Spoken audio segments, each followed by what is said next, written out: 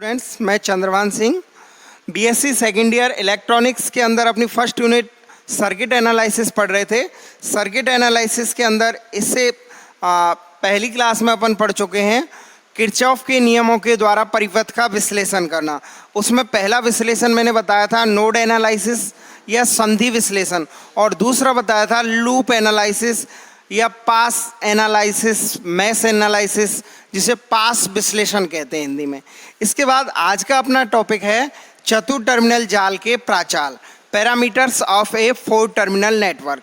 चतुर टर्मिनल जाल के प्राचाल पढ़ने से पहले अपन ये जानते हैं कि कोई भी 4 टर्मिनल नेटवर्क क्या होता है, कोई चतुर टर्मिनल जाल क्या होता है।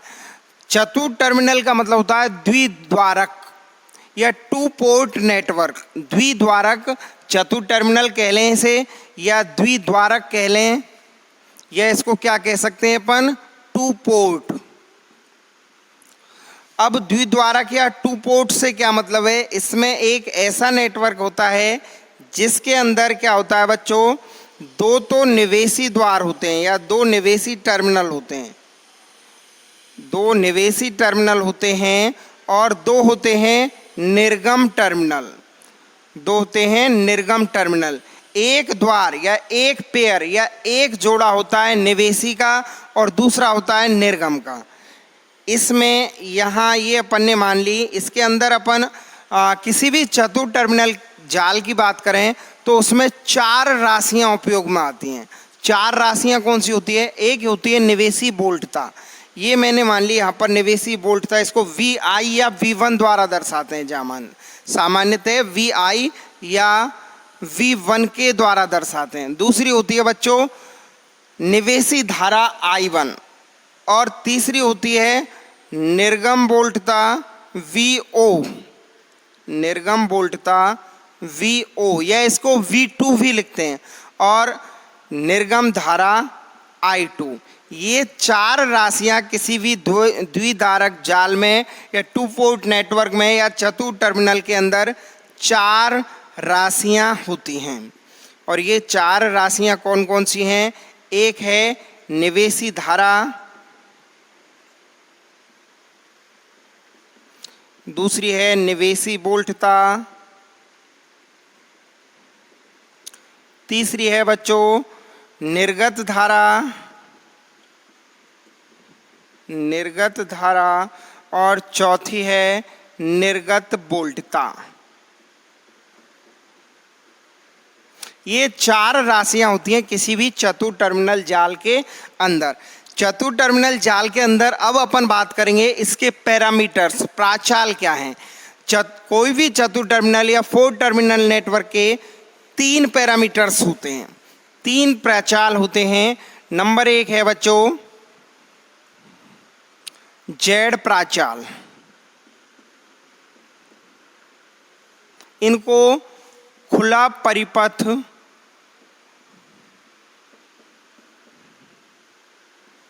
प्राचाल भी कहते हैं। दूसरे प्रकार के प्राचाल होते हैं बाई प्राचाल या बाई पैरामीटर्स, इनको बंद परिपथ प्राचाल भी कहते हैं। और तीसरे प्रकार के प्राचाल होते हैं बच्चों एच प्राचाल, इन्हें हाइब्रिड प्राचाल कहते हैं। अपन कोई भी 4 टर्मिनल नेटवर्क की बात करें उसके अंदर 3 प्रकार के पैरामीटर्स पढ़ेंगे। पहला जेड पैरामीटर्स या ओपन सर्किट पैरामीटर्स, और दूसरा है बाई पैरामीटर्स, बाई प्राचाल या close circuit, short circuit parameters कहते हैं इनको, शॉर्ट सर्किट, या तीसरा है एच प्राचाल मींस हाइब्रिड पैरामीटर्स। अब इनमें तीनों को एक एक करके पढ़ेंगे। नंबर 1 है अपना जेड प्राचाल, खुला परिपथ प्राचाल, या इसको ओपन सर्किट पैरामीटर्स कहते हैं। जेड प्राचाल, इसमें जो पैरामीटर्स आते हैं वो आते हैं इम्पीडेंस के रूप में। इम्पीडेंस मतलब प्रतिबाधाओं के रूप में। प्रतिबाधाओं के रूप में पैरामीटर्स अपन ज्ञात करेंगे। खुला परिपथ क्यों कहते हैं ये अपन ज्ञात करेंगे इनको। देखिए, कोई भी 4 टर्मिनल नेटवर्क होगा मैंने अभी बताया बच्चों आपके लिए 4 टर्मिनल नेटवर्क के अंदर क्या होता है, 4 राशियां होती है, निवेशी वोल्टता, निवेशी धारा, निर्गम वोल्टता और निर्गम धारा। इन 4 राशियों का उपयोग करके अपन जेड पैरामीटर्स ज्ञात करेंगे। अब जेड पैरामीटर्स ज्ञात करने के लिए जब जेड पैरामीटर्स ज्ञात करते हैं तो देखो 4 राशियां हैं, V1 V2 या VI VO कह लो और I1 I2। इन 4 राशियों में 2 स्वतंत्र चर लेते हैं जेड पैरामीटर्स ज्ञात करने के लिए और 2 लेते हैं डिपेंडेंट परतंत्र। और जब जेड पैरामीटर्स फाइंड करते हैं, अपन फाइंड आउट करते हैं, तो इसमें क्या होता है बच्चों, इसमें I1 और I2, I1 I2 ये 2 क्या होते हैं, स्वतंत्र चर होते हैं, स्वतंत्र चर। और V1 तथा V2 क्या होते हैं, ये परतंत्र, या इनको कहते हैं ये निर्भर होते हैं, किस पर निर्भर होते हैं, I1 व I2 पर। तो I1 और I2 स्वतंत्र होंगे और V1 व V2 क्या होंगे, डिपेंडेंट होंगे, परतंत्र होंगे। और किस पर निर्भर करेंगे, ये I1 और I2 पर। तो यहाँ पर अपन V1 और V2 को I1 व I2 पर निर्भर लेकर के फंक्शन लेते हैं और उसमें V1 इज फलन ऑफ किसका है, ये I1 I2। ऐसे ही V2 किसका फलन है, ये भी फंक्शन ऑफ I1 I2। ये अपन ने लिया, इसमें मैंने माना 4 राशियों में से 2 स्वतंत्र राशियां हैं I1 और I2, और V1 और V2 इन पर क्या हैं, डिपेंडेंट हैं, निर्भर हैं। तो V1 इज फलन of I1 I2 and V2 is also function of I1 I2। अब क्या करते हैं बच्चों, ये V1 और V2 I1 I2 ये स्वतंत्र, किस I1 I2 स्वतंत्र हैं और V1 V2 परतंत्र हैं। इनका क्या कर देते हैं, यहाँ पर अपन इनका आंशिक अवकलन कर देते हैं। इनका आंशिक अवकलन करते हैं तो आंशिक अवकलन करने पर क्या होता है,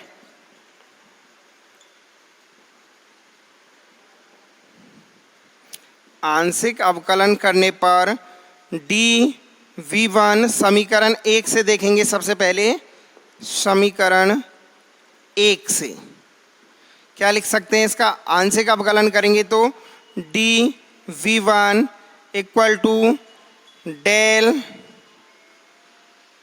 I1 del V1 del I1 dI1 plus del V1 del I2 dI2। ये क्या कर दिया अपन ने बच्चों, ये कर दिया समीकरण 1 का आंशिक अवकलन। आंशिक अवकलन किया तो dV1 equal to del V1 by del I1 dI1 del V1 del I2 dI2। इसी प्रकार अपन करेंगे समीकरण 2 का आंशिक अवकलन। तो समीकरण 2 से क्या लिख सकते हैं अपन, dV2 equal to del V2 del I1 dI1 plus del V2 del I2 dI2। समीकरण number 4, del V2 equal to del dV2 equal to del V2 del I1 dI1 plus del V2 del I2 dI2। ये कर दिया अपन ने इसका आंशिक अवकलन। आंशिक अवकलन कर दिया अपन ने।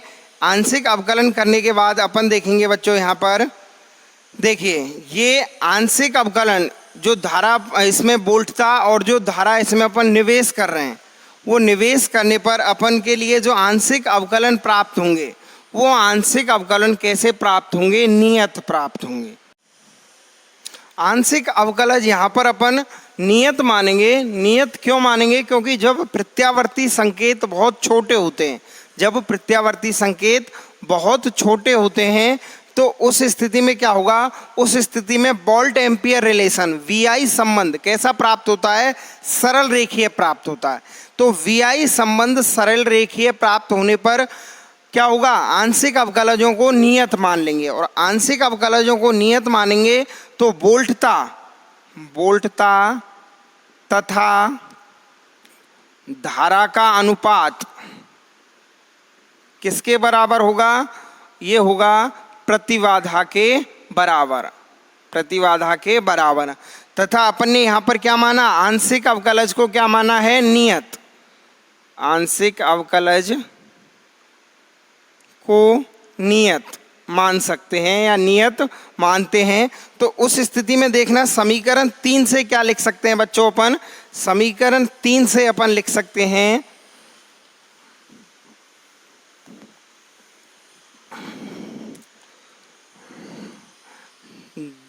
V1 इक्वल टू, आंशिक अवकलजों को नियत मान लिया है तो dV1 की जगह V1 और dI1 की जगह I1, dV2 की जगह क्या मानेंगे अपन? V2 और dI2 की जगह I2। और वोल्टता और धारा का अनुपात किसके बराबर मानेंगे? प्रतिबाधाओं के बराबर। तो dV1 का मान अपन ने V1 इक्वल टू, ये क्या है? प्रतिबाधा Z11 I1। देखिए समीकरण 3 से लिख रहे हैं आंशिक अवकलजों को नियत माना है अपन ने, बहुत छोटे प्रत्यावर्ती संकेत हैं, अतः बी आई रिलेशन कैसा होगा? लीनियर होगा, सरल रेखीय। डेल V1 डेल I2 वोल्टता और धारा का अनुपात है, ये भी किस प्रतिबाधा के बराबर होगा? Z12 और dI2 की जगह I2। समीकरण नंबर 5। ऐसे ही अपन समीकरण 4 से क्या लिखेंगे? V2 equal to V2 equal to Z21 I1 plus Z22 I2। समीकरण नंबर 6। देखिए बच्चों, यहाँ पर अपने लिए ये Z11, Z12, Z21 और Z22 जो पैरामीटर्स प्राप्त हुए हैं, यही कौन से पैरामीटर्स हैं? यही हैं ओपन सर्किट पैरामीटर्स, खुला परिपथ प्राचाल। क्यों कहते हैं इनको मैं आपको बताऊंगा। बाकी ये कैसे प्राप्त हुए एक बार ये दोबारा से आप देख सकते हो, समझ सकते हो। यहाँ पर अपन जब खुला परिपथ प्राचाल ज्ञात करते हैं तो सबसे पहले इसमें क्या मानते हैं? इसमें मानते हैं I1 व I2 स्वतंत्र चर हैं और V1 और V2 कैसे हैं? परतंत्र। तो V1 equal to F of I1 comma I2, V2 equal to F of I1 comma I2। इनका आंशिक अवकलज किया अपन ने, क्योंकि ये निवेशी प्रत्यावर्ती संकेत हैं, इनका आंशिक अवकलज किया तो इस स्थिति में dV1 equal to del V1 over del I1 dI1 plus del V1 del I2 dI2। समीकरण 1 से ये समीकरण 3 प्राप्त हुआ है। ऐसे ही समीकरण 2 का आंशिक अवकलन करेंगे तो dV2 equal to del V2 over del I1 dI1 plus del V2 over del I2 dI2, ये प्राप्त हुए। अब मैंने बताया आपको वोल्टता तथा धारा का अनुपात किसके बराबर होता है? प्रतिबाधा के बराबर। और यहाँ पर जब प्रत्यावर्ती निवेशी संकेत बहुत छोटे होते हैं तो उस स्थिति में क्या होता है? उस स्थिति में वोल्ट एम्पियर रिलेशन लीनियरली प्राप्त होता है। तो इस स्थिति में आंशिक अवकलज को अपन क्या मान सकते हैं? नियत। तो उस स्थिति में जो वोल्टता और धाराओं का अनुपात है वहां तो अपन प्रतिबाधा लिख देंगे और dV1 dI1 इनको क्या लिखेंगे? V1 I1 dV2 dI2 को लिखेंगे V2 I2।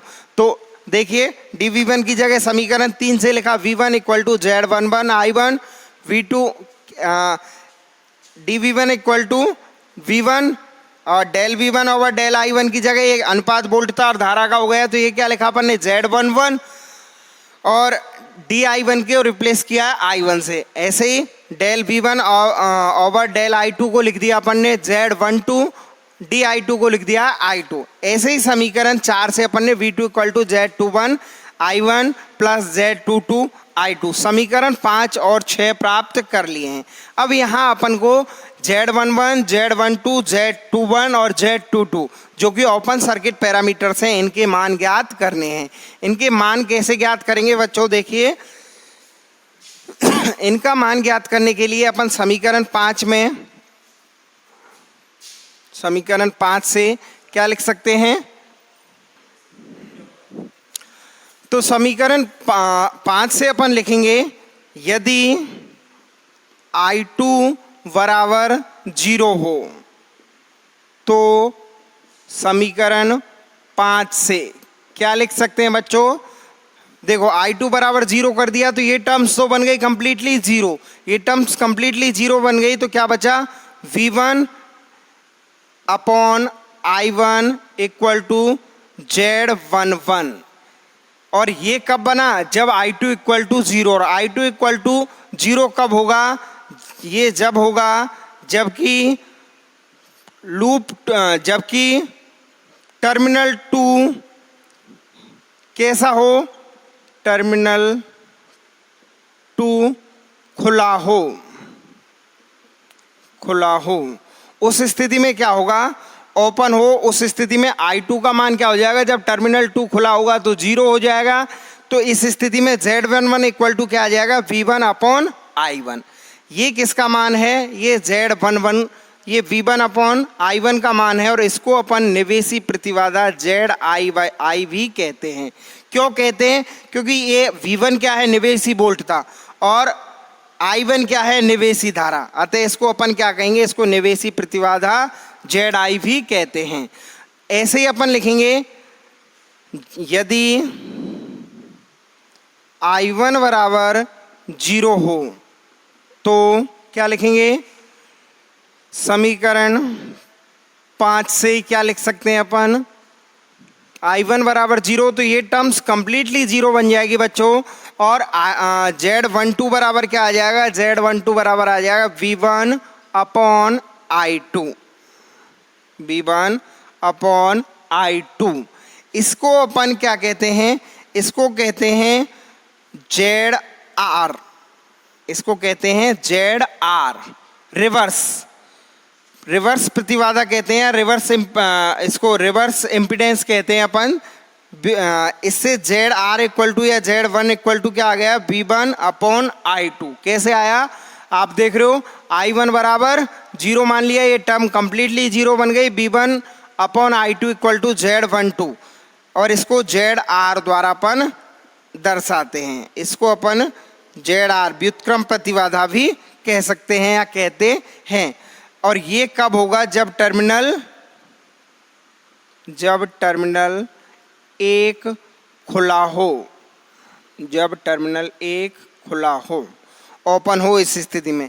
ऐसे ही अब अपन करेंगे समीकरण 6 से। समीकरण 6 से यदि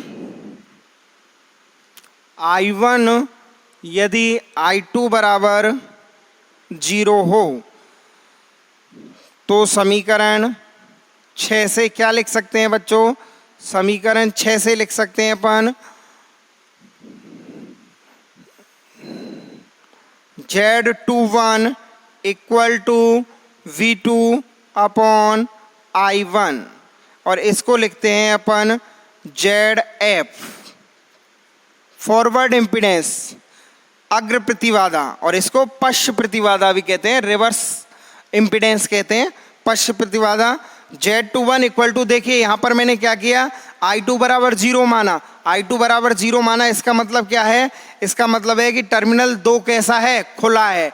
टर्मिनल 2 खुला है तो उस स्थिति में ये कंप्लीट टर्म I2 बराबर 0 पर 0 बन गई। तो Z21 का मान क्या हुआ, V2 upon I1, V2 upon I1। इसको ZF भी लिखते हैं। और ये कब प्राप्त होगा, जब टर्मिनल 2 खुला हो, जब टर्मिनल 2 खुला हो। इसी प्रकार से अपन क्या लिख सकते हैं बच्चों, इसी प्रकार से अपन समीकरण 6 से ही यदि I1 इक्वल टू 0 हो तो समीकरण 6 से देखिए क्या आएगा, समीकरण 6 से क्या होगा, I1 इक्वल टू 0, ये टर्म 0 बन जाएगी।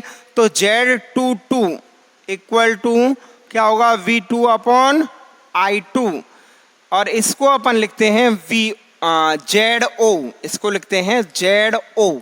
यानी ZO का मतलब क्या होगा, यहाँ पर ये होगा निर्गम प्रतिबाधा। और ये कब प्राप्त होगी, जब टर्मिनल 1 खुला हो, जब टर्मिनल 1 खुला हो। जब टर्मिनल 1 खुला होगा उस स्थिति में क्या होगा, ये Z22 या ZO प्राप्त होगी।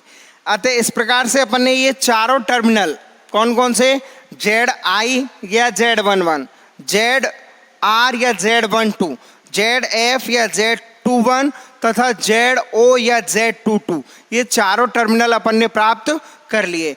ये चारों अपने जो पैरामीटर्स हैं, ये चारों पैरामीटर्स अपन ने एक एक टर्मिनल को ओपन करके प्राप्त किए हैं। अतः इन पैरामीटर्स को अपन ओपन सर्किट पैरामीटर्स कहते हैं, खुला परिपथ पैरामीटर कहते हैं। तो इन जो पैरामीटर्स अपन ने प्राप्त किए हैं, इन पैरामीटर्स को अपन समीकरण 5 और 6 में अपन ने इनके मान पहले ही रख दिए हैं और इनके मान 5 व 6 से अपन ने क्या किए हैं, फाइंड आउट किए हैं, ज्ञात किए हैं। और इनके मानों को अपन Z I, Z R, Z F और जेड ओ के द्वारा भी रिप्लेस करते हैं। इससे अपन को क्या होगा, इससे अपन ये सभी अपन ने मान निकाल लिए। और ये कैसे हैं चारों मान, ये चारों कहलाते हैं खुला परिपथ प्राचाल, खुला परिपथ प्राचाल। और खुला परिपथ प्राचाल इनको अपन दूसरा क्या कहते हैं, इनको अपन इसके अलावा खुला परिपथ प्राचाल के अलावा इनको कहते हैं अपन जेड प्राचाल। जेड क्यों कहते हैं, क्योंकि जेड अपन इम्पीडेंस प्रतिबाधा को जेड द्वारा दर्शाते हैं, प्रतिबाधाओं के रूप में आए। और क्यों आए प्रतिबाधाओं के रूप में, क्योंकि वोल्टता और धारा के अनुपात के रूप में ये सभी पैरामीटर्स प्राप्त हुए हैं। जबकि अपन ने क्या किया है, एक एक टर्मिनल को ओपन किया है, तो उस स्थिति में और वोल्टता और धारा का अनुपात क्या होता है, प्रतिबाधा होता है। तो अब देखिए आप समीकरण 5 व 6 को अपन मैट्रिक्स रूप में लिखें तो किस प्रकार से लिख सकते हैं, समीकरण 5 व 6 से मैट्रिक्स रूप में कैसे लिख सकते हैं अपन, मैट्रिक्स रूप में अपन लिख सकते हैं V1 V2 equal to Z11 Z12 Z21 Z22 into I1 I2। और बच्चों Z11 Z12 Z21 Z22 को किससे रिप्लेस कर सकते हैं, Z I, Z R, Z F और जेड ओ से। तो इनको अपन क्या लिख सकते हैं, V1 V2 equal to Z I, Z R, Z F, Z O, I1 I2। यहाँ ये सभी जेड पैरामीटर्स अपन ने प्राप्त कर लिए हैं। अब अपन ने कोई भी 4 टर्मिनल नेटवर्क लिया था शुरू में, जिसमें 4 राशियां ली थी, निवेशी वोल्टता, निवेशी धारा, निर्गम वोल्टता, निर्गम धारा। उनको उस चतुर टर्मिनल जाल को उसके तुल्य अपन एक जेड प्राचाल परिपथ बनाए तो कैसे प्राप्त होगा, देखिए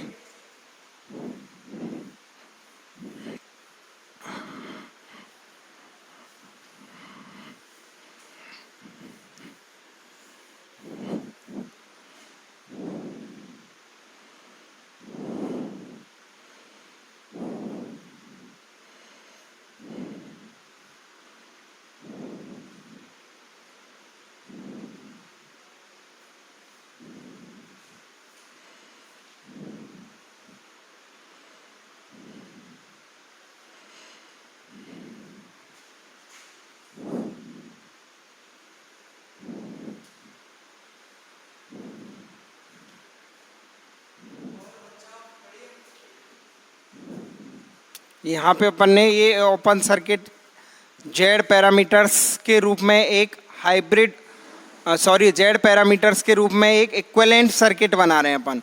इसके लिए ये आउटपुट वोल्टेज V2, ये आउटपुट करंट I2, ये input voltage V1, input current I1, इसको अपन लिखेंगे Z12 I2 और ये हुआ Z21 I1 और ये होगा बच्चों Z22। ये अपन ने जो कोई 4 टर्मिनल नेटवर्क लिया था उसके तुल्य जेड प्राचाल परिपथ बनेगा। चतुर टर्मिनल जाल के तुल्य द्विद्वारक जेड प्राचाल परिपथ। ये कैसे बनाया अपन ने, कोई भी शुरू में जो टू पोर्ट नेटवर्क लिया था, उस टू पोर्ट नेटवर्क के अंदर अपन ने क्या लिया था, इनपुट वोल्टेज लिया था V1, तो यहाँ भी वही input voltage V1, input current लिया था I1, सेम इनपुट करंट यहाँ भी I1 है, आउटपुट वोल्टेज V2 था और आउटपुट करंट था I2। इसके बाद इनकी सहायता से अपन ने क्या किया था, इनकी सहायता से अपन ने निकाले ओपन सर्किट पैरामीटर्स यानी Z पैरामीटर्स, और वो Z पैरामीटर्स आए Z11, ये थी निवेशी प्रतिबाधा, तो I1 के साथ निवेशी प्रतिबाधा अपन ने लगा दी Z11, और Z12 I2 यहाँ पे अपन ने वोल्टता स्रोत लगा दिया, क्योंकि ये Z12 कौन सी आई थी बच्चों, Z12 बराबर V1/I2 आया था, जो कि किसका मान था, ये था ZR का मान, पश्च प्रतिबाधा इंटू पश्च प्रतिबाधा इंटू आउटपुट करंट, ये वोल्ट अपन ने क्या लगा दिया, विद्युत वाहक बल लगा दिया। ऐसे ही अपन जो आउटपुट सर्किट की बात करेंगे, यहाँ Z21 और Z21 किसके बराबर थी, ये थी ZF फॉरवर्ड इम्पीडेंस के इक्वल, I1 थी इनपुट करंट, ये अपना विद्युत वाहक बल, और Z22 ये क्या थी, ये थी आउटपुट इम्पीडेंस यानी निर्गम प्रतिबाधा, इसका मान था V2/I2 के। तो ये अपना जो शुरू में टू पोर्ट नेटवर्क लिया था, उस टू पोर्ट नेटवर्क के इक्विवेलेंट Z प्राचाल परिपथ प्राप्त होता है। बस आज के लिए Z प्राचाल परिपथ, नेक्स्ट क्लास में अपन पढ़ेंगे बाई प्राचाल परिपथ और H प्राचाल हाइब्रिड पैरामीटर्स। धन्यवाद।